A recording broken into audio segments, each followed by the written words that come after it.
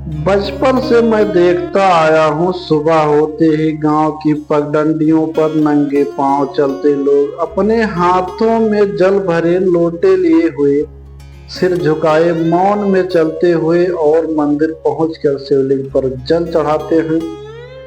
शिव जिन्हें भोलेनाथ कहा जाता है, जो रुद्र भी हैं और करुणा के सागर भी। पर ये जल हर सुबह क्यों? क्या शिव को प्यास लगती है या इस जल में कोई विशेष शक्ति है? ये परंपरा कब शुरू हुई, क्यों शुरू हुई?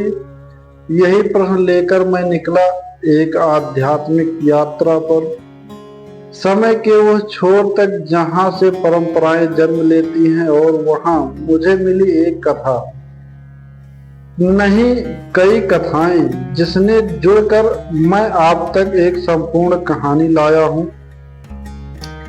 बहुत पुरानी बात है, कोई काल नहीं, कोई तारीख नहीं, केवल एक विश्वास का युग था।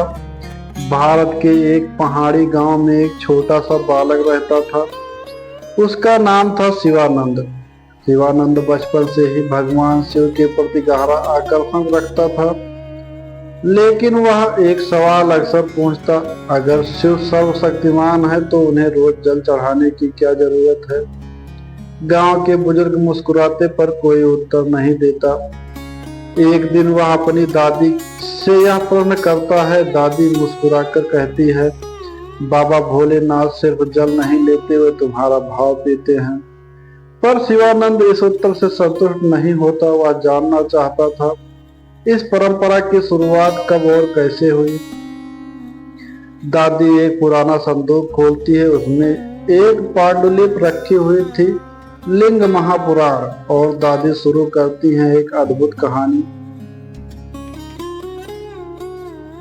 एक बार ब्रह्मा और विष्णु के बीच विवाद छिड़ गया, कौन बड़ा है। दोनों में श्रेष्ठता की होड़ होने लगी। तब भगवान शिव प्रकट हुए और उन्होंने एक अग्नि का विशाल स्तंभ प्रकट किया, अनंत असीम, जिसे कोई देख न सका। शिव बोले, जो इस स्तंभ का सिरा या मूल खोज लाएगा वही श्रेष्ठ होगा। ब्रह्मा ऊपर उड़ चले, विष्णु नीचे उतर गए। कई युग बीते पर अंत नहीं मिला। विष्णु ने सत्य स्वीकार कर लिया, पर ब्रह्मा ने झूठ बोला और उन्होंने सिरा देख लिया। शिव क्रोधित हुए और ब्रह्मा को श्राप दिया, तुम्हारी कभी पूजा नहीं होगी। और तभी शिव उस अग्नि स्तंभ के रूप में प्रकट हुए, जिसे आज हम शिवलिंग कहते हैं। इस स्तंभ की अग्नि को शांत करने के लिए देवताओं ने जल अर्पित किया। यहीं से प्रारंभ हुए शिवलिंग पर जल चढ़ाने की परंपरा। अब शिवानंद ने दूसरा प्रश्न किया, तो फिर गंगा जल ही क्यों चढ़ाया जाता है? दादी कहती हैं, गंगा जल की महिमा जाननी है तो भागीरथी की कथा सुनो। राजा भागीरथी ने अपने पितरों को मोक्ष दिलाने के लिए तप किया।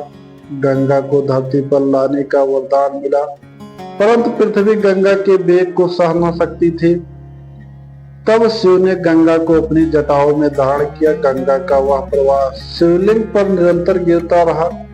यह जलाभिषेक भी उसकी पहली झलक थी। यह केवल एक परंपरा नहीं थी, यह सृष्टि की रक्षा थी। गंगा जल शुद्ध है, पवित्र है, उसमें जीवन है। इसीलिए जब हम शिवलिंग पर जल चढ़ाते हैं तो हम वास्तव में अपनी आसक्ति, क्रोध, मोह, अभिमान, इन सब को गंगा के साथ प्रवाहित कर देते हैं। अब कहानी पहुंचती है एक दूसरे पात्र तक। रुचिक मुनि एक महान तपस्वी थे, परंतु उन्हें क्रोध बहुत आता था।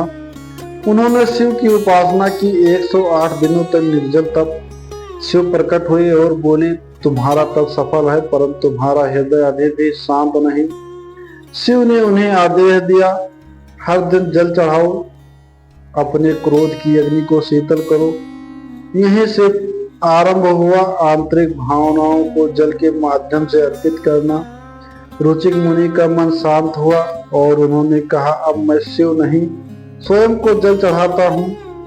अब शिवानंद बड़ा हो रहा है, वह अब विज्ञान भी समझने लगा। वह पूछता है, क्या इस परंपरा में कोई वैज्ञानिक आधार भी है? गांव के शिक्षक उसे समझाते हैं। शिवलिंग पर जल चढ़ाने से कंपन उत्पन्न होते हैं। जल शिवलिंग पर गिरकर ध्वनि को और ऊर्जा के माध्यम से वातावरण को शुद्ध करता है।